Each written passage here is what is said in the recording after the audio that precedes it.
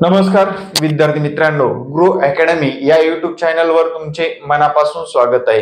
विद्यार्थी मित्रांनो, आजच्या या व्हिडिओमध्ये आपण ग्रो अकॅडमीच्या माध्यमातून महा टीईटी 2024 या परीक्षेमध्ये पास होण्यासाठी तुम्हाला सर्व विषयासहित येणाऱ्या काळामध्ये मार्गदर्शन मिळणार आहे। विद्यार्थी मित्रांनो, आपले 5 विषय आहेत, लक्षात घ्या, हलक्यात घेऊ नका, कारण आपण जर टीईटी पास झालो नाही तर आपल्याला 1 ते 8 पर्यंतच्या कोणत्याच वर्गाला शिकवता येणार नाही।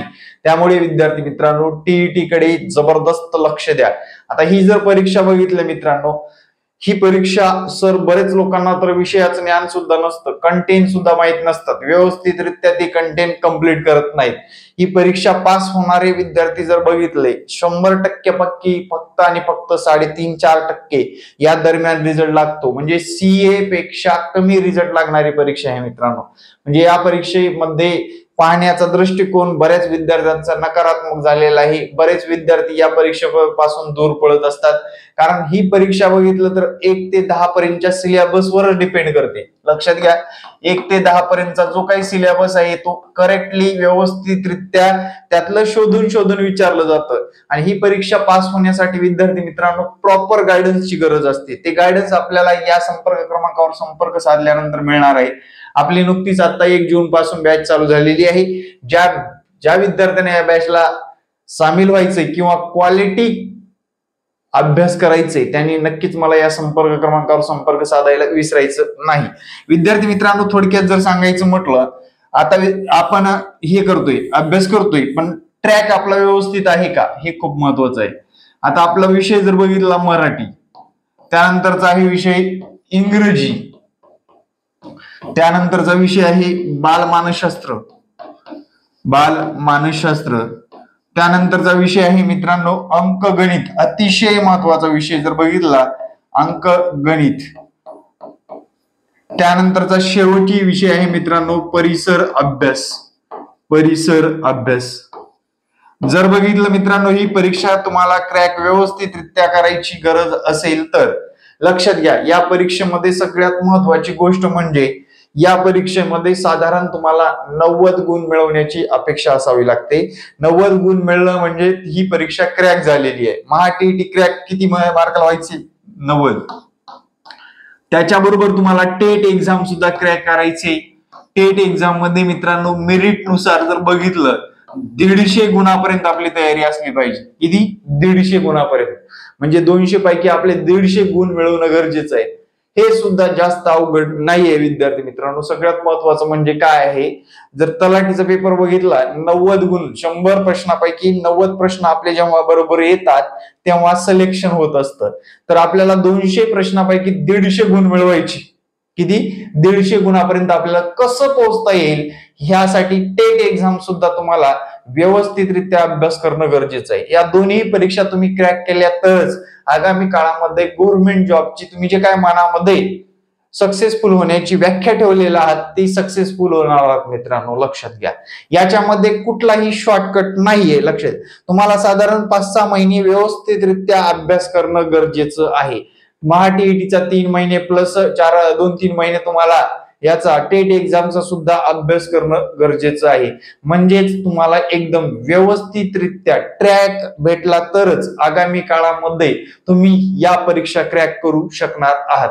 विद्यार्थी मित्रांनो, मागच्या परीक्षेमध्ये जे काय आपण बऱ्याच विद्यार्थ्यांनी निगेटिव्ह होते की बाबा काय कधी होणार आहे भरती, असं होणार आहे तसं होणार आहे, पण कोर्टाने आदेश दिले ऑगस्ट-सप्टेंबर मध्ये टीईटी एक्झाम, ऑगस्ट-सप्टेंबर या महिन्यामध्ये टीईटी एक्झामचं बिगुल वाजल्याशिवाय राहणार नाही। आणि त्यानंतर विद्यार्थी मित्रांनो, जे की नोव्हेंबर-डिसेंबर आपण पकडू जानेवारी-फेब्रुवारी या महिन्यामध्ये टेट एक्झाम होणार आहे। म्हणजे आपण सध्याच्या घडीला महा टीईटी सारख्या परीक्षा जर पास केलेल्या नसतील तर अगोदर त्याच्या मागे लागा, त्यानंतर टेट एक्झामच्या सुद्धा हात धुवून मागे लागा।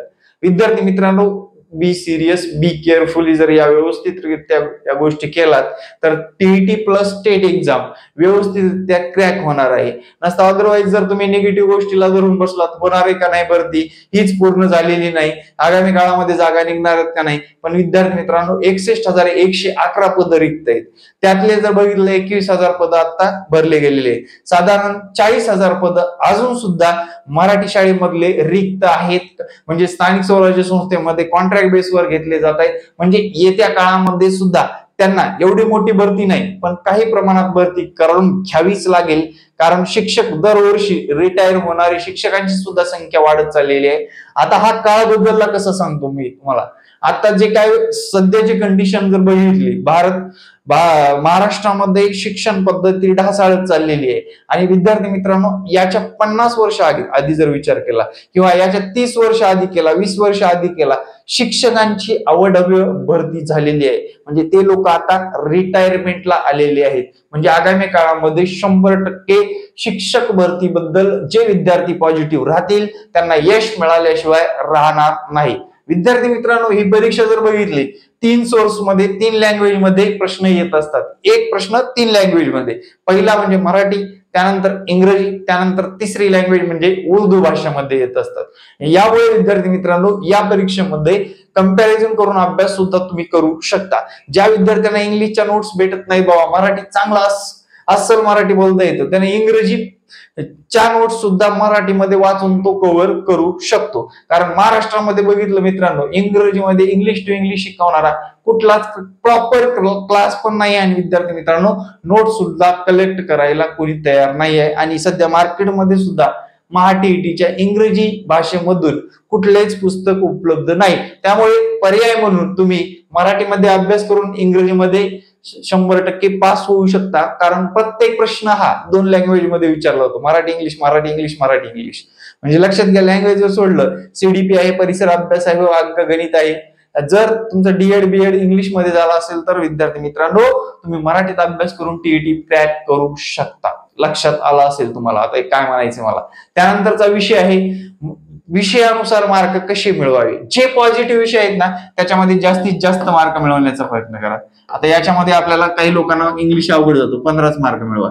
बालमानसशास्त्र असा विषय आहे साधारणपणे डीएड बीएड करणारा प्रत्येक विद्यार्थी 22-23 मार्कापर्यंत आरामशीर पोहोचत असतो. कारण मानसिकरित्या बाल मनावर होणारे परिणाम व त्या विद्यार्थ्याला अध्यापन पद्धती कशा पद्धतीने समजून सांगायचं म्हणजे हा बालमानसशास्त्र विषय आहे. आपण तो त्याचा अभ्यास करतो. आता विद्यार्थी मित्रांनो त्याच्यानंतरचा 4था विषय मित्रांनो 27+ मार्क कसे मिळतील याकडे लक्ष द्या.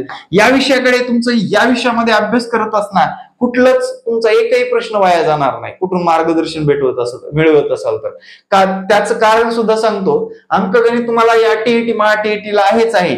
त्याच्या पुढे जाऊन विद्यार्थी मित्रांनो तुम्हाला टेट एक्झामला 30 गुणाला अंकगणित आहे, 80 गुणाला बुद्धिमत्ता घटक आहे. म्हणजे येत्या काळामध्ये आपण जबरदस्त तयारी करत असताना या 2 गोष्टी सुद्धा करणं गरजेचं आहे. लक्षात घ्या. म्हणजे या गोष्टीकडे जास्त लक्ष देणं गरजेचं आहे. म्हणजेच अंकगणित आणि बुद्धिमत्ता या विषयाकडे व्यवस्थितरित्या लक्ष दिला तरच आपलं यश मिळण्याचं चान्सेस वाढलेले दिसून येतात. आता हा परिसर अभ्यास वास्ट सिलेबस आहे, इतिहास आहे, भूगोल आहे, नागरिकशास्त्र आहे, इतर विषयामध्ये पण चांगले गुण आले तरच आपल्याला या परीक्षा क्रॅक करता येत असतात. म्हणजे याची अपेक्षा जास्तीत जास्त 10-15 मार्काची ठेवा. हा विषय आपल्याला, कारण या विषयामध्ये भरपूर विषय दडलेले आहेत. संगणक आहे, राज्यघटना विचारू शकतात, त्यानंतर इतिहास विचारतात, भूगोल विचारतात, नागरिक प्रशासन विचारतात. म्हणजे या सर्व गोष्टी मध्ये जर इन्क्लूड केलं याचे पुस्तक आणि प्रॉपर नोट्स सुद्धा आपण उपलब्ध केलेले आहेत. पण विद्यार्थी मित्रांनो मार्केटमध्ये बघितलं तर याच्या प्रॉपर नोट्स भेटत नसतात व ऑनलाईन क्लासच्या माध्यमातून या सर्व विषयाचं मार्गदर्शन करणं सुद्धा शक्य नाही. त्यामुळे विद्यार्थी मित्रांनो याची अपेक्षा कमीही ठेवला तर काय अडचण नाही. जर टोटल बघितली 25-15 पर्यंत गेलो आपण, 23 आणि इंग्रजीमध्ये सुद्धा 27 आणि 10च मार्क पकडू. 7 आणि 3 10, 10 आणि 5 15, 15 आणि 5 20 ला 0, हातचे 2, 2 आणि 2 4, 4 आणि 5, 5 आणि 4 9 आणि 1 10. मित्रांनो एकदम टोटल 100 मार्कापर्यंत आपलं टार्गेट असलं पाहिजे. पण ऍक्च्युअल मध्ये आपण कास्ट मध्ये असाल किंवा ओपन मध्ये असेल तर आपलं 90 मार्क क्रॅक झाले, विषय मिटलेला आहे. आपण ओपन मधून टीईटी क्रॅक केलेली आहे असं गृहीत धरता येतं. त्यामुळे विद्यार्थी मित्रांनो, आपली स्ट्रॅटेजी ठेवत असताना आपले पॉझिटिव्ह पॉईंट आणि निगेटिव्ह पॉईंट शोधायला विसरू नका आणि प्रॉपर नियोजन करा. वेळ कमी असला तरी प्रॉपर नियोजन असेल तर आपल्याला ही परीक्षा अजिबात अवघड जाणार नाही.